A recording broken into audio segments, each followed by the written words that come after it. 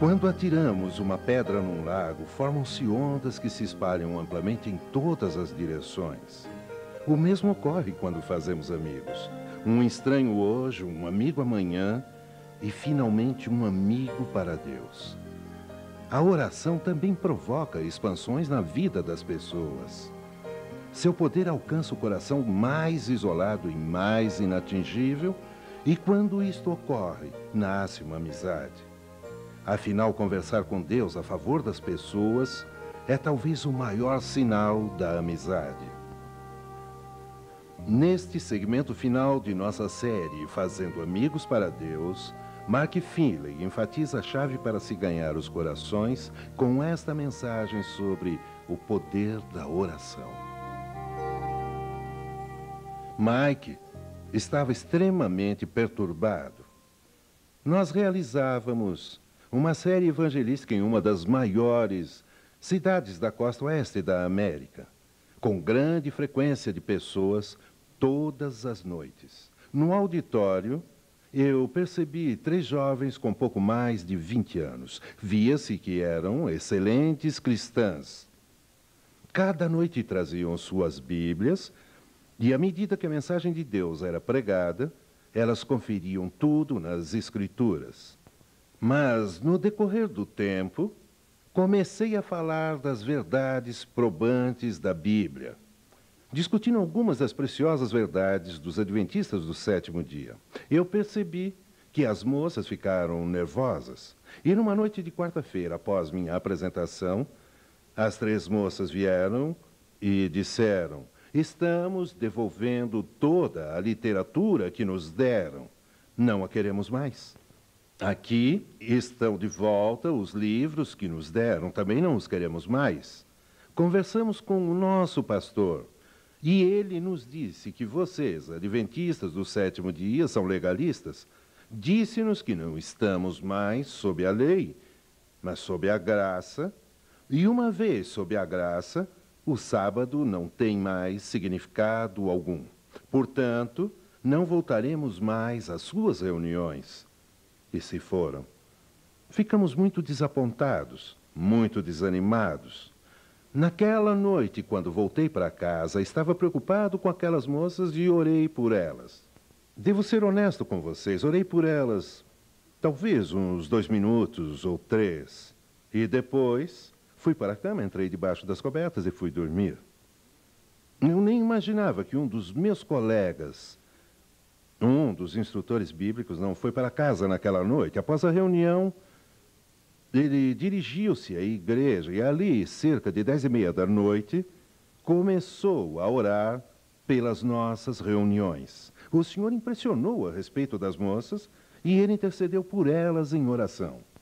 Mais tarde, ele me contou que perdeu a noção de tempo e que, após um longo período de oração, teve um pressentimento de que Deus o escutara. Sentiu que o Espírito Santo o havia visitado. Sentiu que o Todo-Poderoso havia alcançado aquelas 2 jovens. Levantou-se com o sentimento de que Deus havia ouvido sua prece e saiu para fora naquela noite fresca. Quando olhou no relógio, era quase meia-noite. Inacreditável! Havia estado ajoelhado por 1h30, mais ou menos, orando por aquelas moças. A ênfase não é o tempo que a pessoa despende.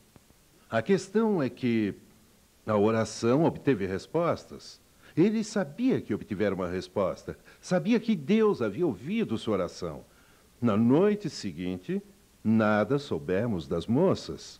Sexta-feira também não vieram e não tivemos notícia alguma. Eu havia convidado o nosso auditório para estarem conosco nas nossas reuniões de sábado de manhã na igreja. Mike estava na frente da igreja cumprimentando as pessoas. Ele as recepcionava quando chegavam. "Eu estou contente em vê-lo, bem-vindo. Vocês sabem que é maravilhoso quando as pessoas chegam à igreja e encontram uma recepção calorosa, com cortesia e amizade."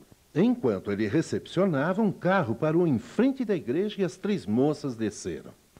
Ele estava tão surpreso por vê-las que, antes que pensasse no que ia dizer, acabou falando: "Meninas, o que vocês estão fazendo aqui? Pensei que não voltariam mais."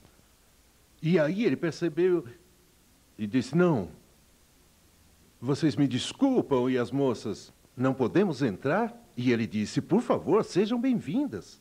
E elas falaram, olha, nesses 3 dias estivemos confusas. Acreditamos que ouvimos a verdade nestas reuniões. Cremos que esta é a mensagem de Deus apresentada na Bíblia. Não pudemos deixar de voltar. Como um imã, fomos atraídas para essas reuniões. Este é o poder da oração. Deus me ensinou que fui muito complacente. Ensinou-me que eu estive muito despreocupado. Minha oração foi apenas uns momentos, mas a de meu colega subiu até o trono de Deus. E os anjos, descendo dos céus, impressionaram a mente daquelas moças. E elas não descansaram até que voltaram às reuniões. Colossenses 1:3, leiamos juntos. Graças damos a Deus, Pai de nosso Senhor Jesus Cristo, orando sempre por vós. O que Paulo diz em Colossenses, estamos fazendo o quê? Orando. Orando com que frequência? Sempre por vós. Orar pelos outros é bíblico. Colossenses 1:9.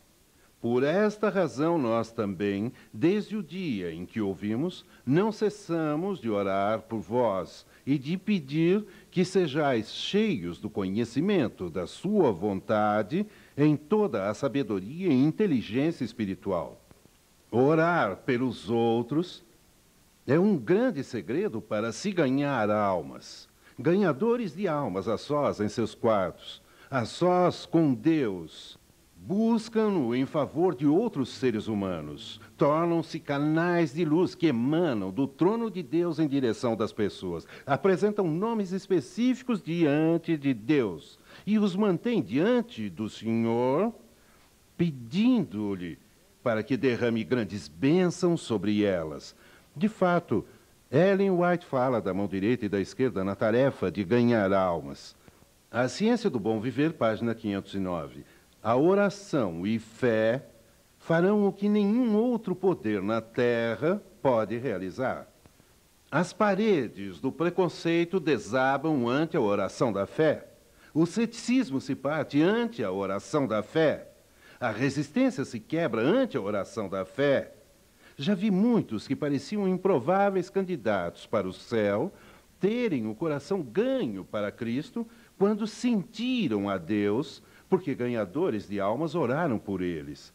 No Grande Conflito, página 525, Ellen White acrescenta: faz parte do plano de Deus conceder-nos, em resposta à oração da fé, aquilo que ele não outorgaria se o não pedíssemos assim. Há muitos cristãos que estão confusos quanto à oração intercessória. De fato, eles se perguntam: Deus não está fazendo tudo o que pode para alcançar as pessoas sem a minha oração? Por que deveria eu orar se Deus já está fazendo tudo o que pode para alcançar as pessoas? Há pelo menos 4 razões para se orar. Número 1. A oração revela pecados secretos em minha própria vida que podem me impedir de trabalhar com eficiência com as pessoas. Quando eu me ajoelho e oro, querido Deus, abençoa meu filho, abençoa minha filha, Deus diz: Mark, há algo que quero conversar com você. Há algo em sua vida, há uma atitude sua que impede o meu espírito de agir por seu intermédio. Eu gostaria de resolver isso. De fato, quando Josué estava orando, ele dizia: ó Deus, Israel foi derrotado pelos habitantes da pequena cidade de Ai. Nós atacamos Jericó, aquela grande cidade, e tivemos grande vitória, mas agora sofremos grande derrota. Ó Senhor, mostra de novo o seu poder, que possamos derrotar o inimigo. E Deus disse: Josué, não ores mais por vitória sobre o inimigo, porque há pecado no acampamento. Levanta-te, Josué, e elimina o pecado.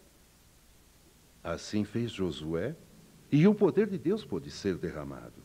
Deus usa nossas orações pelos outros para nos falar sobre coisas ocultas em nossa própria vida, que poderiam impedir o derramamento do Espírito Santo. Em segundo lugar, a oração intensifica meu desejo por aquilo por que oro.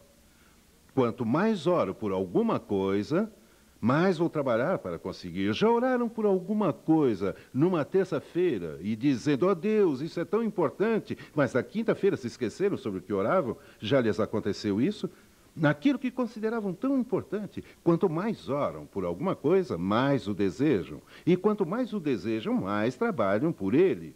Deste modo, a oração aumenta a sua motivação por aquilo que você ora. Terceiro, a oração abrirá a sua mente aos impulsos do Espírito Santo. É como se estivessem sintonizando uma estação de rádio, mas numa frequência diferente. A oração sintoniza vocês na frequência de Deus. De fato, vejam o que Tiago 1, versículo 5 diz. Vamos ler juntos. E se algum de vós tem falta de sabedoria, peça a Deus, que a todos dá liberalmente, e o não lança em rosto, e ser-lhe-á dada. Se algum de vós tem falta de sabedoria, lembro-me em certa ocasião em que fazíamos uma série evangelística em Windsor, Massachusetts, ali num grande auditório. Quando as pessoas chegavam, fiz diversos apelos para que se preparassem para o batismo. E então, uma senhora se preparava para o batismo do sábado seguinte, em nosso grupo de batismo. Mas na quarta noite, antes do seu batismo no sábado, ela veio à reunião. Mas antes de tudo isso, havíamos estudado a Bíblia e a preparado para o batismo. E anteriormente a isso, essa senhora havia vindo às nossas reuniões e encontros. E mesmo antes disso, ela havia frequentado a igreja. Era uma amiga notável e cristã decidida a seguir a verdade. Mas ela veio naquela noite e disse, eu sinto muito, mas decidi não me batizar. Seguir a verdade bíblica seria submeter-me a muita pressão. Por isso eu não posso ser batizada. Meu esposo tem me pressionado muito. Meu patrão me disse que eu perderia meu emprego por causa do sábado e, como resultado, simplesmente não posso ser batizada. Tenho tido muitas folgas no sábado, mas agora eu vou acabar perdendo meu emprego. Sinto muito, mas não posso ser batizada. Em segundo lugar, quero que respeite minha opinião. Ela falou para o pastor da igreja, não para mim. E ela disse, pastor, eu quero que nunca mais me visite de novo. O senhor concorda em não mais me visitar novamente? Eu quero que o senhor concorde. E ele disse, concordo, concordo. E ela disse, muito obrigada. Se quiser entrar em contato com o senhor, telefonarei à igreja. E agora chega de adventistas do sétimo dia. Adeus. E foi embora. Em seguida, o pastor veio até mim e disse, Mark, esta senhora é tão vibrante. Ela ama Jesus. Estudou a Bíblia conosco. Mas agora diz que não quer ser batizada e quer que não a visitemos. Eu respondi, pastor, deixe-me orar. Eu necessito da sabedoria de Deus. Eu não sei o que fazer. Naquela noite fui para casa e orei sobre o caso. E ao fazê-lo, o senhor me impressionou. Mark, amanhã de manhã, antes que ela saia para trabalhar, porque às vezes ela trabalha à tarde, vá visitá-la. De repente, outra voz me disse, mas ela disse para que não a visitasse. E eu respondi, espera aí, ela falou isso para o pastor, não disse nada para mim. Novamente orei. Querido Deus, clamo sua promessa. Se alguém, homem ou mulher, tem falta de sabedoria, que peça a Deus. Deus, eu estou pedindo, preciso de sabedoria. Novamente veio aquela convicção. Vá visitá-la. E eu respondi, senhor, ela pediu-nos para não ir. Ela vai me expulsar de casa. Novamente o senhor me impressionou. Isto é o pior que pode acontecer. Vá visitá-la. Então eu fui e parei o carro a 2 quadras da casa. Eu sabia que se parasse em frente, ela trancaria a porta e fingiria não estar em casa. Por causa das dificuldades, não chegaríamos à porta. Por isso é preciso esgueirar-se às vezes. Assim, eu estacionei a 2 quadras da casa e rapidamente fui para lá, evitando ser visto. Cheguei à casa ofegante, respirei fundo e andei em direção à entrada. Mas eu não podia imaginar que tivesse um pastor alemão e talvez um lobo russo. Quando me aproximava da porta, o pastor alemão chegou por trás de mim, seguido pelo outro cachorro. Vieram atrás de mim, o que me obrigou a correr até a porta da casa. Toquei a campainha e continuei apertando o botão, porque agora os cães me acuavam. Uau, uau! Senti-me como Daniel na cova dos leões e esperei que Deus enviasse um anjo para me proteger. Quando ela abriu a janela e me viu, não queria abrir a porta, mas viu também os cães prestes a atacar-me. Então abri um pouquinho a porta e quando ela fez, eu empurrei a porta e entrei com tudo, fechando a porta atrás de mim. Depois eu lhe disse: olha, senhora, geralmente não entramos assim na casa das pessoas. Eu sei que a senhora não gosta de pregadores, mas esta é uma situação incomum e a senhora não gostaria de ver nos jornais pregador é comido por cães na porta de uma senhora e não volta para pregar, não é? Ela sorriu e me disse: Mark, agora que está aqui é melhor se sentar. Eu me sentei e perguntei: a senhora teve uma semana terrível, não foi? Ela disse: foi terrível. Problemas no lar, com minha família. Meus filhos não querem que eu me batize e me torne adventista. Meu esposo também não quer que eu me torne adventista. O meu chefe também não está querendo. A pressão está grande demais. Eu disse a ela: esqueça tudo. Ela respondeu: não é que eu não creio, eu creio em toda a verdade, mas estou sob muita pressão. Falamos durante 1 hora. O esposo dela apareceu. Falei com ele durante 1 hora. Os filhos apareceram. Estava reunida a família toda. 2h30 depois, a família toda concordava em assistir ao batismo dela no sábado. Aquela mulher tornou-se uma das colunas de nossa igreja. Eu sei que foi Deus que me deu sabedoria para ir à casa dela naquela manhã. Porque a oração revela pecados ocultos da minha vida. Segundo, a oração intensifica o meu desejo. Terceiro, a oração me capacita a receber a sabedoria de Deus. 4, no grande conflito entre o bem e o mal, Deus se limitou. Em Daniel, capítulo 10, o povo de Daniel estava em cativeiro por 70 anos. Os judeus eram cativos de Babilônia. E era a hora daquele cativeiro babilônico terminar. Ciro, o rei da Medo-Pérsia, hesitava em libertar os judeus.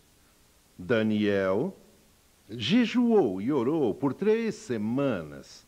Suas orações subiram ao santuário celestial. Isso tudo está descrito no capítulo 10 de Daniel. Enquanto subiam, Deus enviou anjos à mente do rei Ciro. E enquanto Daniel orava, Deus enviou o Espírito Santo falar à mente do rei Ciro. Os anjos ou Espírito Santo impressionaram ao rei Ciro para que deixasse os israelitas saírem livres e adorassem o verdadeiro Deus lá em Jerusalém. Porém, a mente de Ciro também era influenciada por influências satânicas e por anjos do mal. Assim, na mente de Ciro havia uma batalha entre a verdade e o erro, entre os anjos da luz e os anjos das trevas. Daniel orou por 3 semanas. Aparentemente, nessas 3 semanas nada aconteceu. Daniel não via nada acontecendo. Mas durante todo o tempo em que Daniel orou, houve aquela luta na mente de Ciro. A luta era se os israelitas deveriam ser libertados. Em algumas ocasiões, Ciro disse: vou libertá-los. Em outras, ele decidia não. Ele oscilava, hesitante. E quando Daniel continuou orando, o próprio Jesus Cristo, segundo Daniel, capítulo 10, desceu do céu e expulsou todos os anjos maus para que Ciro tomasse uma decisão correta. E ele fez um decreto para que os israelitas saíssem. Antes que orem por alguém, Deus já está enviando anjos de luz. Porém, Deus, no grande conflito, limitou o seu poder. Quando vocês oram, abrem novos canais de influência, abrem maiores oportunidades. E sua escolha permite que Deus opere mais poderosamente para expulsar os anjos das trevas. Por isso, aqui está uma pessoa não salva. Aqui está aquele filho ou filha que não conhece a Cristo. Deus está operando por meio de seus anjos e do Espírito Santo. Os anjos do mal também estão trabalhando honestamente. Porém, ao orarem, Deus sente-se liberado em operar de um modo mais poderoso para repelir os anjos do mal. A luz e a verdade brilham na mente, porém a pessoa ainda terá que tomar uma decisão. A pessoa ainda tem que exercer sua liberdade de escolha. Mas a oração os capacita a fazer isto mais livremente, porque Deus pode afastar as influências do mal que iriam influenciar de modo negativo. Oh, meus irmãos, oh, minhas irmãs, oh, meus amigos, oremos por nossos queridos. Jamais desistam de orar por eles. Talvez vocês me digam, pastor, como fazer isso de um modo bastante prático? Como aplicar isto à minha vida diária? Eu tenho duas sugestões para você. Número 1, tenha uma lista de oração. Você já tem uma lista de pessoas por quem ora, com nomes anotados? Talvez diga, eu não preciso anotar esses nomes porque Deus os conhece. Se não anotarem, irão esquecer alguns nomes, não irão? Anotem 3 ou 4 nomes e supliquem aos céus por eles todos os dias. Em segundo lugar, gostaria de sugerir o conselho dado em Mateus 18:19.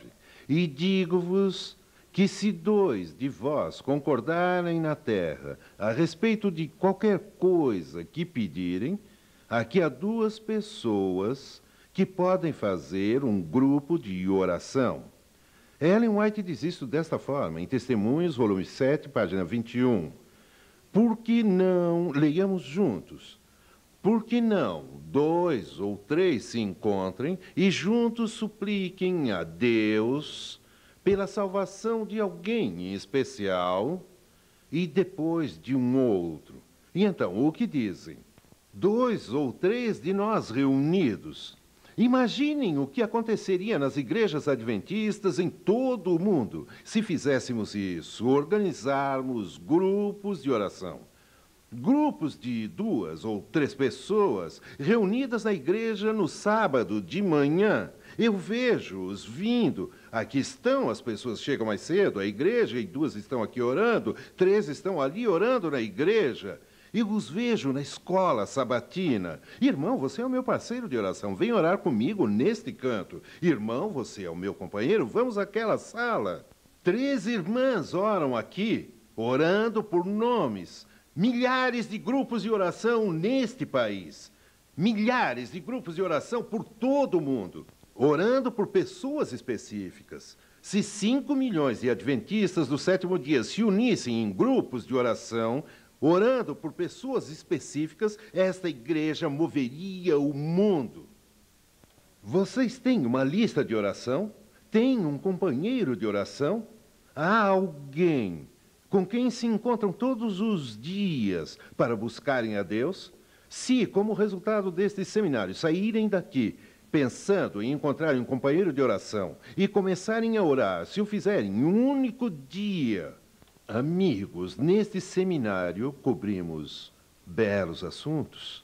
Aprendemos como sair e fazer amigos para Deus. Aprendemos como tornar conversações casuais em oportunidades espirituais. Nós descobrimos como levar as pessoas a receberem estudos bíblicos e como dar estudos bíblicos apresentando a Jesus primeiro. Nós falamos que o poder reside em Deus e não em nós. Nós descobrimos hoje que o poder de ganhar almas está na oração. E sairemos hoje daqui comissionados a formarmos grupos de oração. Farão isso? Durante este seminário, contei-lhes muitas experiências de pessoas que aceitaram a Cristo, mas nem todas com quem trabalhem irão aceitar. Nem todas as pessoas responderão. Nosso trabalho é semelhante ao do semeador. Colocamos a semente na terra e Deus, por seu Espírito, molhará a semente e produzirá o fruto. A colheita é obra de Deus. Cada estudo bíblico é uma semente. Cada oração é uma semente. Cada folheto distribuído é uma semente. Cada livro que deres a um amigo é uma semente. Cada pessoa convidada para uma reunião é uma semente. E um dia a chuva cairá.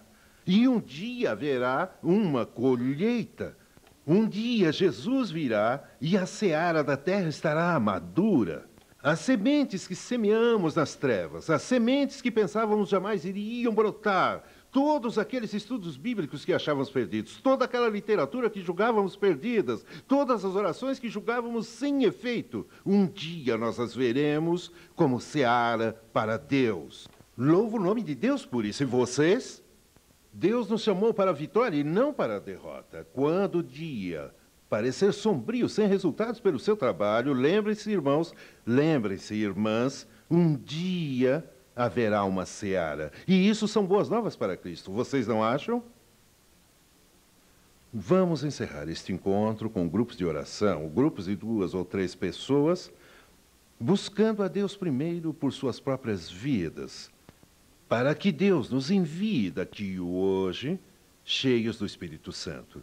E, em segundo lugar, que Deus nos leve a ganhar alguém para Ele. Vamos formar grupos para orarmos.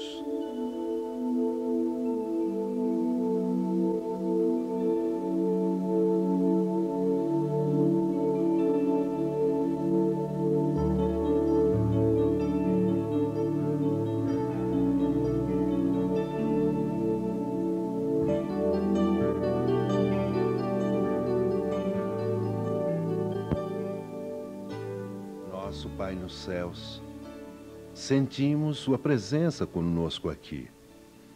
Tivemos uma nova visão dos perdidos.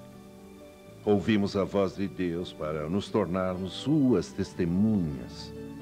Desejamos ser eficientes, ganhadores de almas. Agradecemos, Senhor, por um dia haver uma colheita. Agradecemos porque algum dia a semente semeada brotará para a vida e que breve Jesus voltará.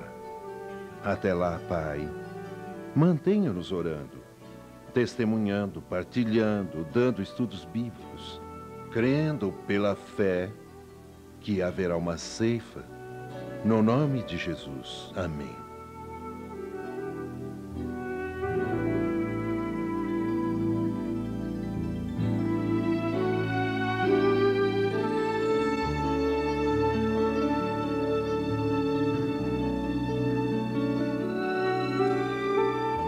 Esperamos que esta série sobre fazer amigos e conduzi-los ao Mestre tenha sido uma inspiração e que sirva como um meio de nutrir o espírito poderoso do evangelismo à medida em que amigos fazem amigos para Deus.